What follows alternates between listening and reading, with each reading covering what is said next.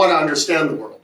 My view is that far too many people in what I call the imperial city, Washington, D.C., believe they know the world, but of course have never been to the world. I suspect that U.S. foreign policy probably is of a greater interest here in Sydney than Australian foreign policy is in Washington, D.C.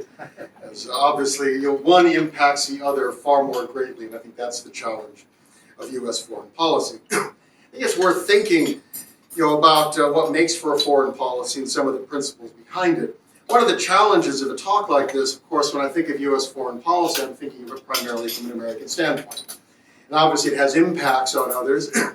From the standpoint of other nations, indeed, a different foreign policy for America might be in their interest. And I think that's a bit of the challenge of sorting through some of the foreign policy issues. But I think the foreign policy principles matter, but the practical and prudential probably dominate. That if you're thinking about trying to a construct of dealing with the world, it really matters what that world is. Circumstances matter, interests matter, abilities, threats, allies, all of these things. And they all vary over time, and they vary by country. So trying to sort out a foreign policy is not always easy. I think alliances should be a means to an end. In Washington, my sense is that Washington policymakers view alliances as kind of like collecting friends on Facebook.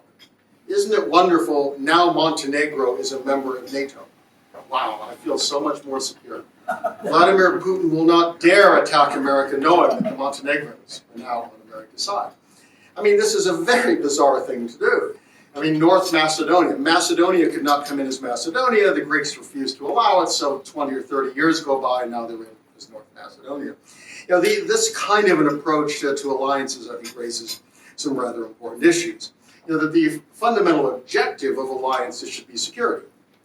That, so it's a means to an end. And I think that does require a certain cold-blooded nature at times. Lord Palmerston, one of the leading British prime ministers of the 19th century, famously said that countries don't have permanent friends, they have permanent interests. And certainly if you look at policy, back at that time, you look at it in the 20th century, consider the United Kingdom's relationship with Russia, where it was an enemy before World War I, they're allies in World War I, they become enemies after World War I, they're allies in World War II, they're enemies in the Cold War, they're friendly after the Cold War ends, and now they're something. I'm not quite sure what it is, but not exactly enemies, not exactly allies. And I think it does show how difficult it is to have permanent relationships. People who refer to the U.S. United Kingdom relationship, as a special relationship, and it is, but it's had its ups and downs. Even there are kind of questions in terms of at what point does one come to want each other's aid. So I don't think there's any reason to assume that alliances and relationships made during the Cold War are necessarily the best security structure after the Cold War. That if you walk away from a Soviet Union, it disappears, the Warsaw Pact is gone. Do you really still want NATO in its form? What do you do in Asia? What do you do in the Middle East? These are all questions I think that should be up for grabs, because there really is a prudential question of what is the best way to organize the world. I think when we look at American foreign policy, it's important to realize how it has changed over time. And in certain ways, the current U.S. foreign policy is an anomaly. I think that's part of the challenge in terms of looking in the years ahead, how sustainable is the approach today. If you look at the United States, was aggressive domestically, that is conquering the continent. I mean, you all have had issues in terms of the Aboriginal population. The U.S. certainly did a very violent, essentially, conquest of North America, with an awful lot of Native Americans who ended up dead in very often brutal campaigns. So the U.S. was not a kind of a Pacific nation, but it was an empire of liberty focused on North America, as Thomas Jefferson referred to it. So leading up to the Civil War, the United States would never really have thought of going overseas. That was simply not within the U.S. purview. That, kind of treating Latin Americans roughly if they're on the border, that sort of a thing, but for the most part, not looking beyond. It was the Spanish-American War that was at the 1898 that really launched the United States, and it was a huge debate within the United States between the imperialists and anti-imperialists. There was a famous senator, Albert Beveridge from Indiana, who gave us a famous speech because they were arguing, should the United States conquer the Philippines? The U.S. nominally went to war against Spain to save Cuba from oppression, and lo and behold, Spain also was a possessor of the Philippines, and the U.S. conquered the Philippines, at which point it went to war with the Filipinos. There was an independence movement there, and we told them, no, I'm sorry, we're the conquerors, now we're in charge. It was a war that went on for about 3 years. About 200,000 Filipinos died in that war. It was a really very ugly contest. And this set off a real debate within the United States. And Albert Beveridge gave a famous speech, The March of the Flag. And he said, what is this silliness about territories like that not being contiguous? The oceans make them contiguous. And that was really a transformational moment within the U.S. of a debate of America's role in the world. It started moving the United States, outward. World War I was another moment where the U.S. had kind of not wanted to get involved in those old world imperialisms. That was one thing that almost everybody had agreed on. George Washington, the first president, gave a famous address in which he talked about no permanent entanglements, avoid those sorts of things. And World War I brought the U.S. in to a major continental war. And there was a great deal of disappointment over that, so America withdrew when that war ended. Kind of a disgust at Versailles, a disgust at how it all turned out.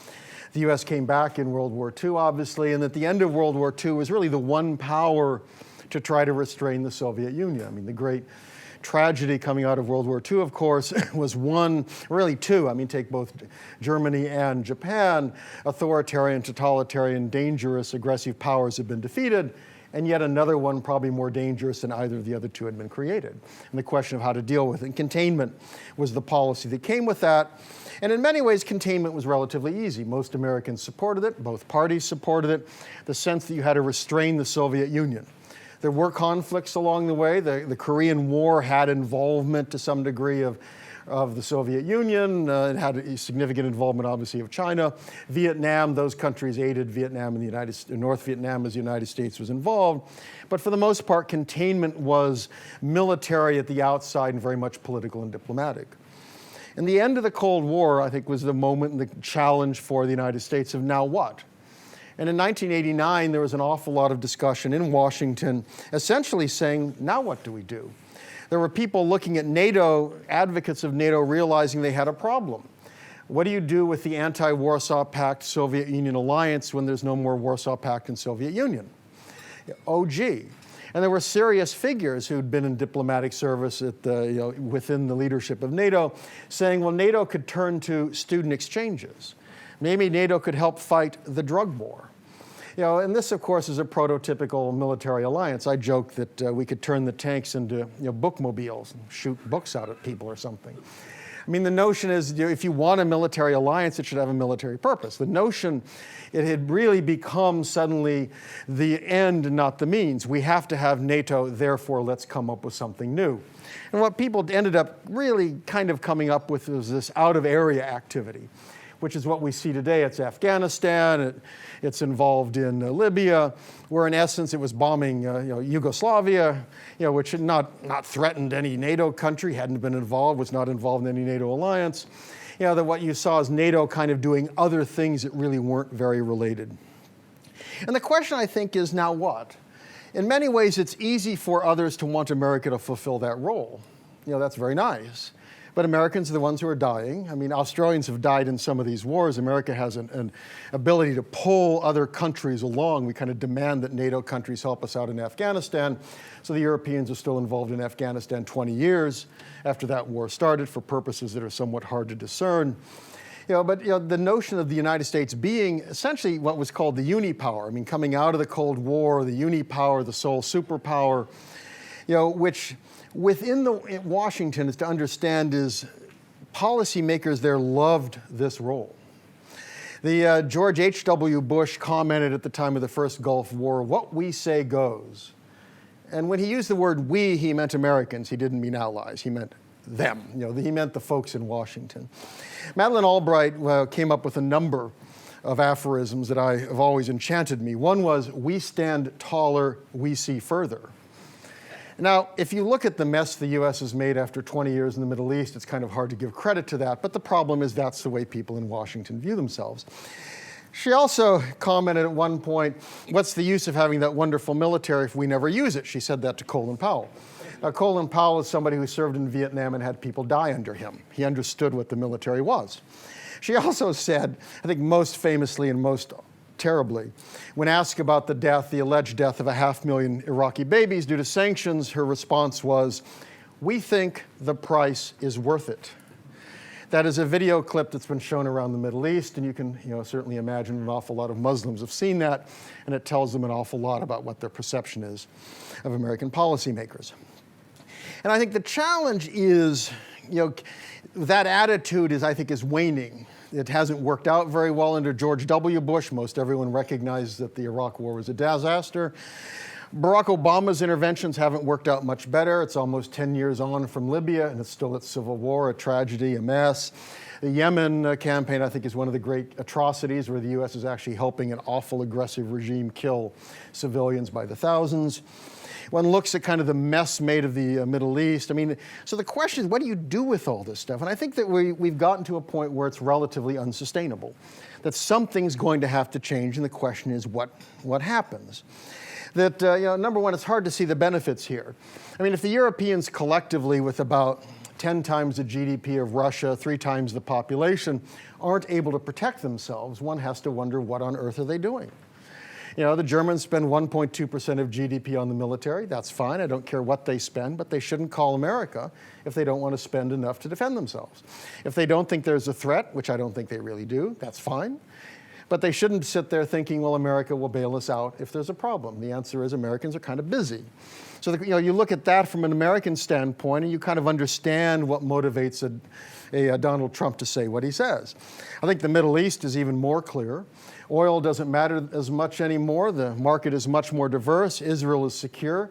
Why is the U.S. trying to fix things like the Syrian civil war? It's a tragedy. There is no doubt. It's an utter horrible tragedy. I was there a year and a half in Aleppo. This is a city where entire streets have been leveled. It's horrendous. But if anyone here thinks anyone in Washington has the slightest idea how to fix Syria, you haven't watched U.S. policy for the last 20 years in the Middle East. The U.S. wants to kick out the Iranians, get rid of the Russians. We want to get rid of ISIS. We want to help the moderates if they exist.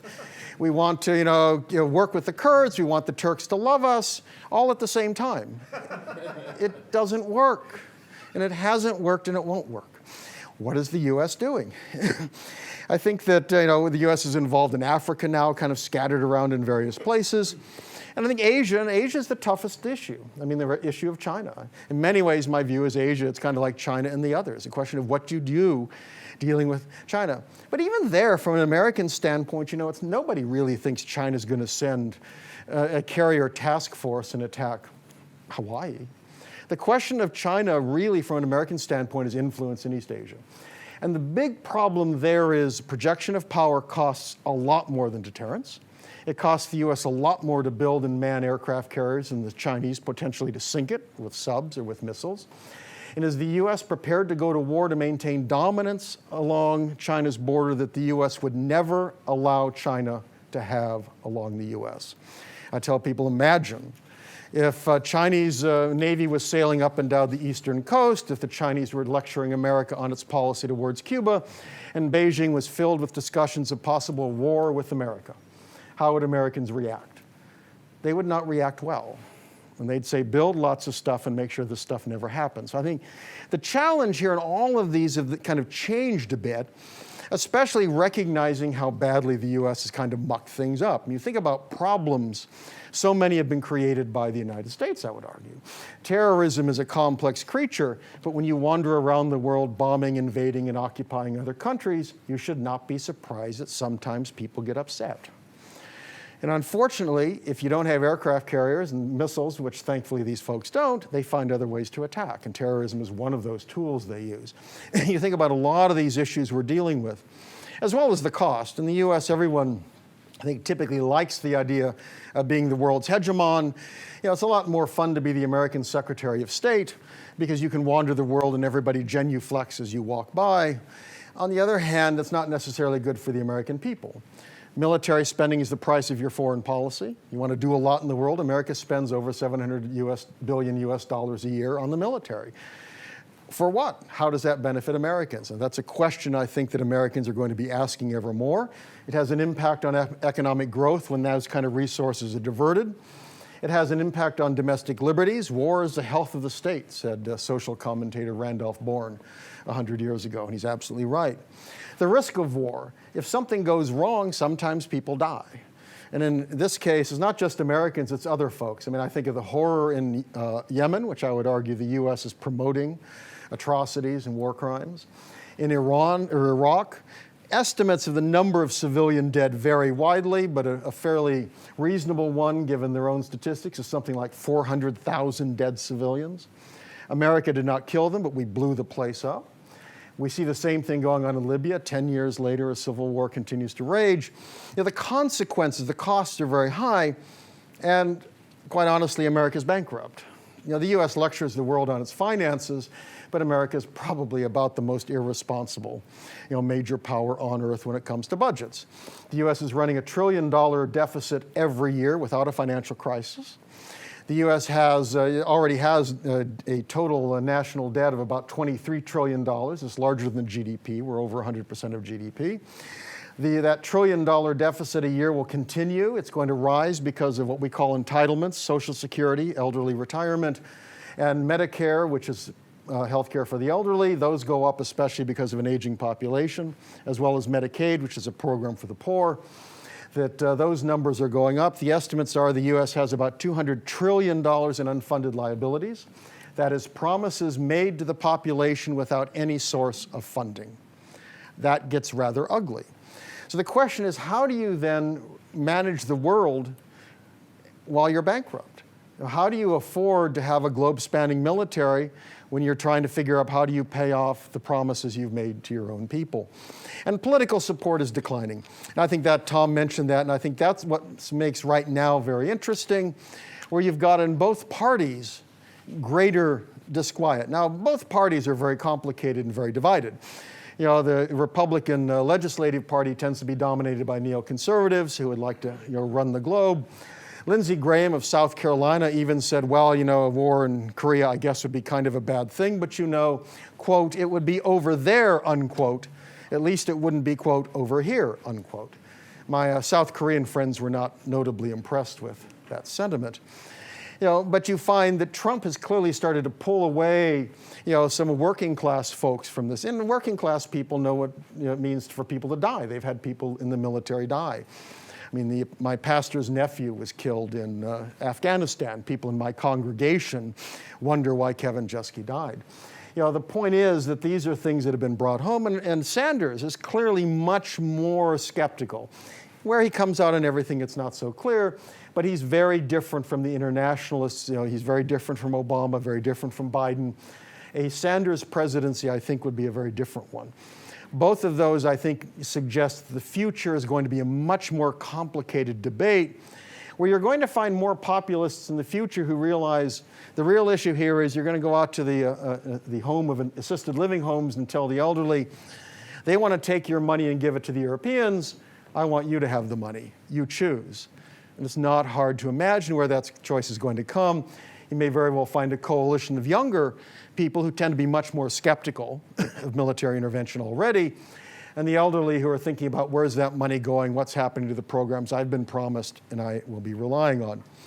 And I think the critical kind of lesson for you all, and then we can have a conversation, which is it makes sense for countries like Australia to start thinking about a future in which the U.S. is not doing everything it does today, and a world in which that foreign policy could change quite dramatically. You see the foreign policy of Donald Trump, and he's a unique character. Nevertheless, this is somebody who can announce today, I want all the troops to come home. And then tomorrow he'll say, I want them to stay. And then the next day he'll say, no, I'm going to send them off to do.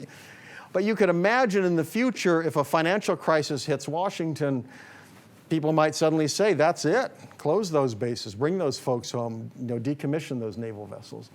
It's worth starting to think about what are the alternatives in terms of regional cooperation, your own military forces, the role of countries like India. We see the president over there. India is a very important country when you're starting to think about China.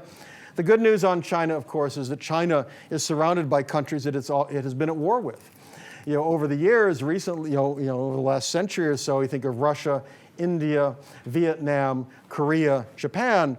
It's not as if China doesn't have its own sets of issues, and these are issues which can be useful for countries in East Asia who are very concerned about the future and the question of their own form of containment, potentially. It's not going to be an easy issue here, but I think what's critical is to start thinking ahead. that to continue to rely upon the United States, given the changing politics, the economic problems the U.S. has at home, and quite honestly, the sheer bungling that the U.S. has shown in many of its foreign policy initiatives, this is something where I think Australia will want to take the lead and think very seriously of how do you deal with those potential changes in the future. Asia, I think, is going to be the most critical strategic battleground of some sort. I hope not a military battleground, but certainly political and economic. It's going to be quite a challenge for all the countries involved. The worst thing you can do is to assume that Uncle Sam will take care of everything. I don't think that's likely. And I think the presidential election this year might very well move us pretty quickly down the road of major changes there. The question then is, how do countries in the region react? We should remain friends, but very well the security relationships could significantly change. I think that's something which folks in Australia and folks elsewhere in the region have to be very concerned about. Thank you. Doug, thanks for that. I think, when I was hearing you talk, it reminded me of something that Lord Salisbury once said, that the commonest error in politics is sticking to the carcasses of dead policies. And that's essentially your thesis. Yeah. That the policies that worked well in the Cold War should be jettisoned 30 years since the end of the Cold War. Some people here might say, we've heard your critique, particularly during the Cold War, with revisionist historians, William Apperman Williams, Gabriel Kolko, more recently Noam Chomsky, Michael Moore. How would you distinguish yourself from the left on this question of global retrenchment? Well, certainly looking at the Cold War, I think Ronald Reagan had it right. The Soviet Union was an evil empire. I think the containment made sense. The question of what do you do when you have what you perceive as a potentially very aggressive power? And there's a real argument about how far did Stalin want to go and what would have happened. But I think that was a circumstance where Europe had been ravaged by war, very hard to take care of itself. Asia had been ravaged by war. Japan had been utterly defeated. Mao had just taken power shortly after the end of World War II, took power in Beijing. So from that standpoint, I think American military role made a lot of sense. So the issue there is, again, circumstances change. The U.S. at that moment needed to do what it needed to do. It's just, you roll that forward to 1989, and the question is, well, what do you need NATO for? It's much harder to make that case. So to my mind, the issue of retrenchment is circumstance-based. That it makes sense to rise and fall in terms of your international involvement, depending upon security concerns. The worst thing, I think, is just to assume whatever has been must always be, especially if you're paying the price. That at some point, does it make sense year in and year out to pay a price for what seems to be a relatively small danger, or are there other ways you can deal with that? Okay, well, for me, one way of distinguishing yourself and the Cato Institute, which has traditionally taken a non-interventionist position on these matters, from, say, the left, crudely putting it, is that you guys are free traders and you like a benign liberal international economic order. Don't you then need global hegemony to help prop up stability to allow that economic order to prosper? Well, the great first age of globalization was pre-World War I. I mean, you didn't have that global hegemon, necessarily. I mean, certainly naval power, the United Kingdom was very helpful, but it was a time of rising competition. So in fact, the challenges were there. The war is what destroyed that era of economic globalization. To say that it is useful to have a global economic order of free trade, and it's useful to have a dominant hegemon, presumably a positive one, benign one, to maintain that is fine. That doesn't necessarily mean it makes sense for that potentially hegemonic power to undertake that burden. And I think this is where, again, the end of the Cold War allows one to start thinking more creatively. Who should maintain oil, the Persian Gulf being open for oil shipments? Well, why not Japan? Why not Europe? I think this is where one has to start thinking about these are countries that have grown economically, are more dependent on energy than the United States, have the capability. Think of ways to internationalize that in a way that reduces the burden. Okay, but what about the costs of global retrenchment, which is essentially what you're arguing? Wouldn't that just embolden regional powers like Russia and China? See, I'm not sure what it means. I mean, I think China and Russia vary dramatically in this case. And my view is that Russia is a declining power. Russia is a pre-1914 great power. It basically says, don't muck with us, take us into account, we want secure borders, but I don't see much beyond that. John Mearsheimer, who was here a few months ago, calls Russia a giant gas station. Yeah, I mean, a gas station with nuclear weapons. I just don't believe that Russia has, the whole Crimea had been part of Russia. It was given away by Khrushchev. I mean, people joke that was Khrushchev even sober when he gave it away. Khrushchev probably gave it away. He was fighting for the premiership. He was fighting for dominance. He give it to the Ukrainian, provincial chief, basically. So I look at Russian behavior as being odious but not particularly threatening.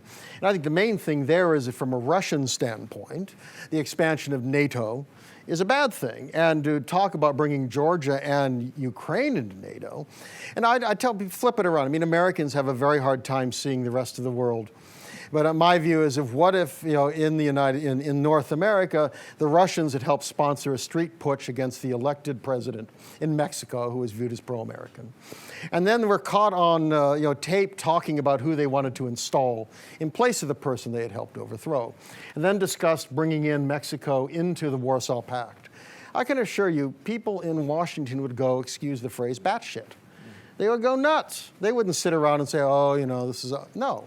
And they would do whatever they thought it took, whether it be CIA assassinations, black jaw. They'd do anything. The point is, you start looking at it from a Russian standpoint, you understand a bit more of why they. It doesn't justify what they did, but it's important to understand.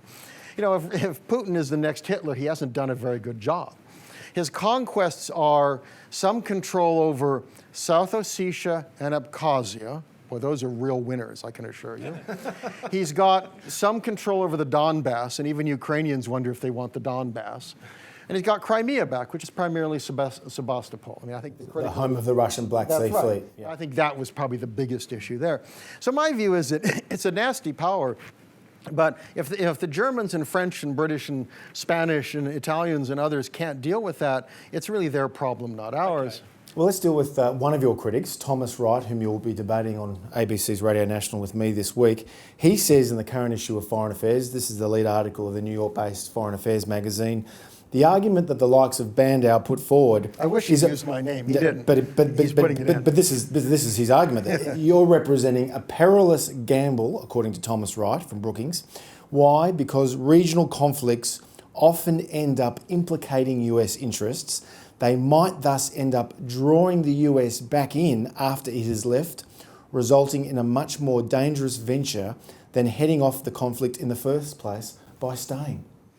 Well, anything is possible, but there are a lot of regional conflicts which the US, to its credit, has not gotten involved in. I think about the Iran-Iraq war. Horrendous, million casualties. The US got indirectly involved by supporting Saddam Hussein, of all things. Again, if you think about the permutations of American foreign policy, we decide we've got to take out Saddam Hussein because he's the new Hitler. Well, back in the 1980s, we supported Saddam Hussein, including helping him make chemical weapons, which he used against the Iranians. And of course, the Iranians remember that. That was a war we didn't have to get involved in, and thankfully we didn't. I think Henry Kissinger in the 1980s said it's too bad both sides can't lose. Yeah, a comment some people made about the Soviets and the Nazi Germany in World War II, exactly. It strikes me that the U.S., the reason the U.S. got involved in Korea, I think, was very heavily Cold War, and that was circumstance-based. Much harder, I think, to make the argument the U.S. needed to be involved in Vietnam. One can look at lots of areas where the U.S. can make a choice whether you get involved. I don't think it requires it. Okay, but what about the Obama administration's decision to withdraw US forces from Iraq in 2011? Didn't that just allow a strategic vacuum to be filled by the Sunni jihadists known as Islamic State? That's a classic case in point. Well, that's the neoconservative argument, but it's factually wrong. The U.S. troops came out because George W. Bush, with 140,000 troops there, could not get a status of forces agreement through the Iraqi parliament. The U.S. will not put troops in a society like that and send them off to be, through that judicial system. The point is, the Iraqis refused to create the treaty that would have allowed them. So Obama simply followed the Bush withdrawal. And on the notion that leaving a few thousand troops there would have papered everything over, this is a place where the U.S. invasion triggered a sectarian war. The low estimate of the number of Iraqi dead is 200,000. There's a thing called the Iraqi body count. That's the number which they can actually confirm. There are reports, lists somewhere they died. Now, the Iraqi body count folks say, of course, in a conflict like that, lots of deaths never get recorded. I mean, the body gets thrown in the river. Who knows what happens? You're going to go through a war zone to take a body to a morgue. No, it's not going to happen. So they suggest doubling those numbers is probably more accurate. And there are some estimates going up to 1 million. I mean, the problem is knowing these numbers is very hard. But that was the conflict that was going on in Iraq. The sectarians that came out of that, the idea that a few thousand Americans would have done what? I mean, I'm always amazed at this notion, well, if we left somebody there to do what? Fight? Americans were tired of that. We're done with that. If you don't fight, then what? You're a target. And you're a target of both sides. The most dangerous man, I think, in Iraq today is Muqtada Sadr, who's a Shia, who has become a nationalist, who's threatening American troops now if they stay. People like him would have worked with the Sunnis against America if we'd... So I think it's an illusion that America could have pacified. Okay, what about Tom Wright's other argument that global retrenchment leads to nuclear proliferation? His argument is US allies, no longer protected by Uncle Sam, would be tempted to acquire nuclear weapons of their own. Why court that danger? Well, he should read what I wrote. I've written a couple of articles for Foreign Affairs on nuclear proliferation. My snarky response is, and what's the problem? Now, my point simply is, we assume, without debate, without discussion, the world is a better place if America promises to defend lots of countries with nuclear weapons. Now, do you believe in a crisis the President of the United States will risk Los Angeles to protect Sydney if we're in a confrontation with China? I don't care what he has said. Do you believe he would? Is the President of the United States really going to risk Los Angeles to protect Seoul if North Korea has nuclear weapons that can reach the American homeland? If China and Japan are involved in a war, will the United States risk the security of its own cities to protect Tokyo? Well, I don't know. And I have to tell you, if I was involved in that, I'd be saying, hell no. Why on earth does the U.S. want to get involved in that kind of devastation? What interest is at stake? So I think my point on nuclear proliferation is the more countries that have nukes, I think, is bad for lots of reasons. But the presumption that the U.S. should become the nuclear guarantor of lots of different countries in varying circumstances against varying regimes is presuming an awful lot from the United States. And the danger in all of these circumstances is who has the greater interest at stake. You know, the Chinese brought this up in a discussion of Taipei, or Taiwan, where a Chinese general said to a U.S. official, you won't risk Los Angeles for Taipei. And I cannot imagine how a U.S. president would go on the TV and say, we're going nuclear toe-to-toe with China to protect Taiwan. Now, Taiwan's a wonderful place. It should be independent. You know, I mean, it de facto is. It should be recognized as such. Taiwanese people have made a country. It's democratic. It's capitalist. It's a great place. They should be free. The notion that China should extend its control is outrageous. But it matters a huge amount to China, and it just doesn't matter in the same intensity. And the intensity is what matters here. You're starting to talk about going to war, what risks are you willing to take. And I think, to me, the proliferation issue is one that we need a discussion. And among other things, this is an area where I think that one should play poker. I've long said we should tell the Chinese, you guys don't care about North Korea because you think we will stop South Korea and Japan potentially from getting nuclear weapons. Forget it. I mean, if you don't do anything on North Korea, why do you expect us to be in the middle of this? Why do we care if our allies get nuclear weapons? And you start playing a little bluff there to try to, because I think at the moment the U.S. is expected to take on huge responsibilities. Maybe a world of proliferation is a less bad option, not a good one, but less bad. We'll take that up in Q&A, but before we do that, let's focus on Asia. John Mearsheimer was here last August, and he'd agree with a lot of your analysis in the sense that America should get out of Europe, get out of the Middle East, but where he would distinguish himself from you is to say America should be more focused on Asia because in this region there really is a serious threat to the status quo, and that's coming from Beijing. And so he supports a US-led policy of containment of China. You obviously oppose that, but isn't the risk of US retreat from Asia mean that China will become more assertive in Asia, which is why countries like India and Vietnam, an old Cold War foe of the United States, are clamouring for US security guarantees. Well, of course they want U.S. security guarantees. What country on earth doesn't? I mean, that's the problem. I mean, the difficulty here, and I think Mearsheimer is important because he does distinguish, and this is one where I would emphasize, if you want America engaged in Asia, you should desperately desire that America get out of the Middle East and Europe. I mean, the U.S. cannot forever be the dominant power everywhere. That will never work. So the best hope is for the U.S. to actually prioritize, which is utterly inconsistent with Washington thinking. But the notion that you actually decide some places are more important than others. And I think China is the great issue here.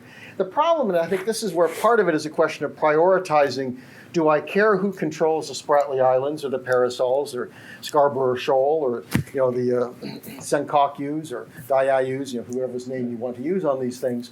I'm much more concerned about the independence of countries than I am necessarily about the territorial disputes. So the question of kind of what is the U.S. role, it's one thing to say the U.S. should guarantee independence of allied countries. It's quite another thing to say the U.S. should be on the front line. Last year, I mean, President Duterte, I mean, if you want a crazier person than Donald Trump, it's Rodrigo Duterte, who hates America, but then last year, the Chinese rammed and sank a Filipino vessel. Duterte announces, I want the Americans to send the fleet. They should start bombing. I will be there with them. And I look at that and you're saying, are you out of your frigging mind? I mean, that's one of the dangers of security guarantees is suddenly you give power to somebody like that who conceivably can drag you into a war.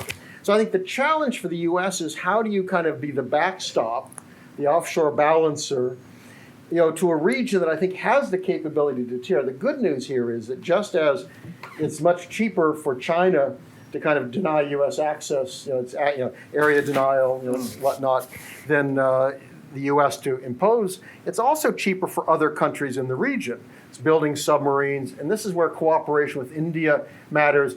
Filipinos are telling Japan they should do more militarily. This is transformational. I mean, I realize all the historical issues of Japan, but this is one of those moments where you start thinking about alternatives to relying on the U.S. to forever want to patrol East Asia, which is as far away from American interests, expensive to do. And where does this leave Australia? In 1998, you wrote an article for me at the Financial Review saying the ANZUS alliance should be scrapped. I take it that's your view. How does Australia respond to this new strategic terrain where China will be more assertive and America, if you and Bernie Sanders and possibly Donald Trump in a second term have their way, withdraws from the region? How does all this affect Australia, Doug? Well, one thing is I think that one can have defense cooperation and relationships without security guarantees. And to me, that's a very important one. That there are lots of places for cooperation, joint training, again, thinking about potential contingencies of working together without having a formal defense alliance. I think what really matters here is for Australia to look within the region and the question of how do you build relationships within the region. I mean, we've even seen Malaysia and Indonesia having their own problems with China in terms of territorial disputes. The question is how do you try to build that into a much more cohesive response? And I think that, that what you want to do with China is create a price for them. I mean, they have a lot of problems. Forget coronavirus. I mean, this is a society that may very well grow old before it grows rich. I mean, despite the elimination of the one-child policy, the demography, fertility has not improved. It's gone down. That's an aging population, far more accelerating than other societies. Far too many men. I mean, all sorts of social issues coming out of that. Highly indebted, overextended state enterprises. And I think the political situation is very unsettled.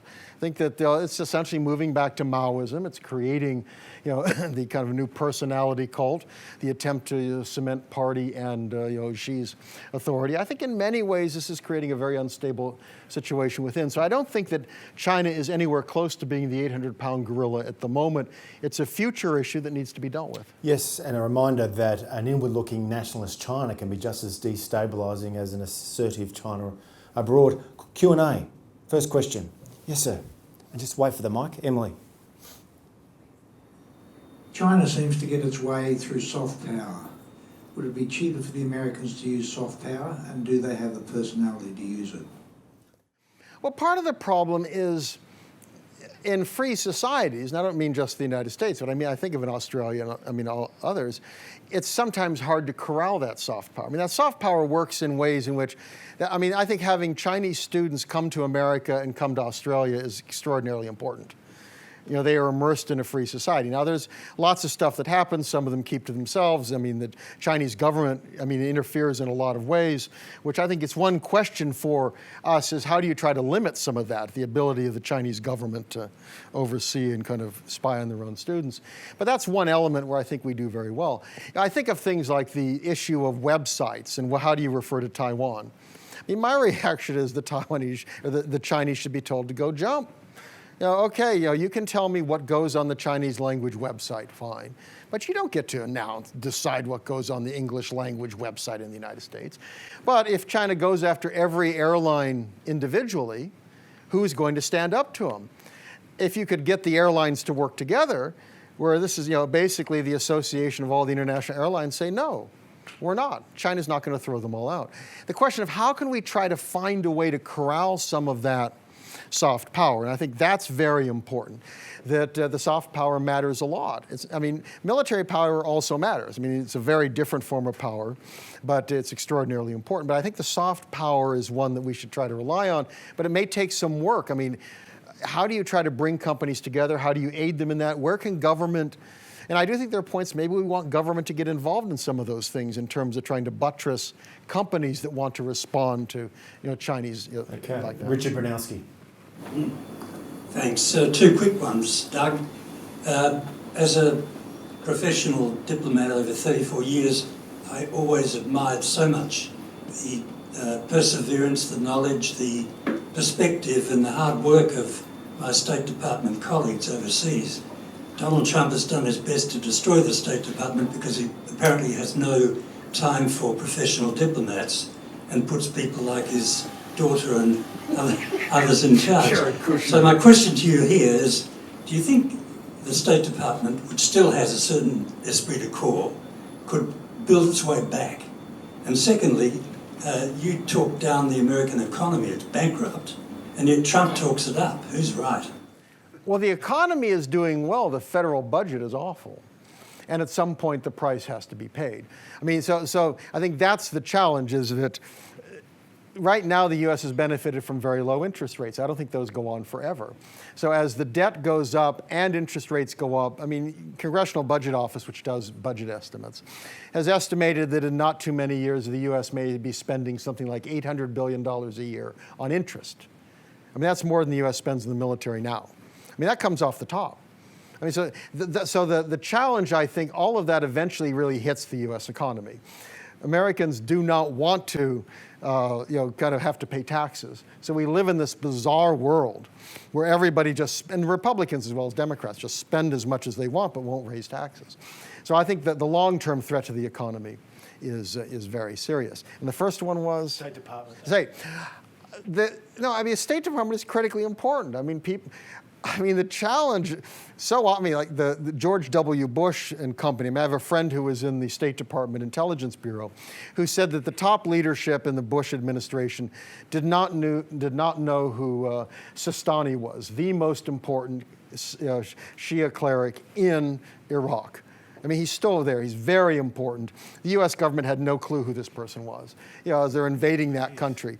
There was a meeting that some folks had with George W., and it appeared he was not conversant in the differences between Sunni and Shia. Now, obviously, State Department people know this, but they were treated as enemies. They were the view was these people cannot be trusted. So obviously, if you don't tap that knowledge, your policies get pretty bad. The question, I suppose, is can it survive 4 more years?